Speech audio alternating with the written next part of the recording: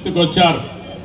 ఎవరైతే గర్భిణీ స్త్రీలకి దగ్గర దగ్గర 6 న్యూట్రిషన్ ప్రోడక్ట్స్ కింద 21,000 ఇస్తున్నారు. కేజీ నుంచి పీజీ వరకు ఉచిత విద్య ఇస్తే ఆప్ మాత్రం విదేశీ విద్య ఇస్తా అన్నారు.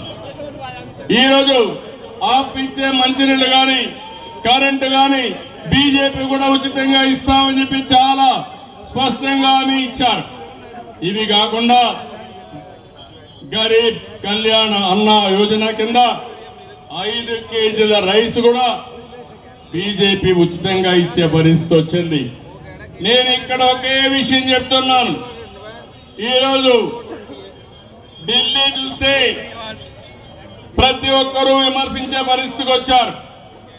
తాగునీరు అందించడంలో ఆ పార్టీ పూర్తిగా విఫలమైంది. ప్రధానమంత్రి గారు అమృత్ కింద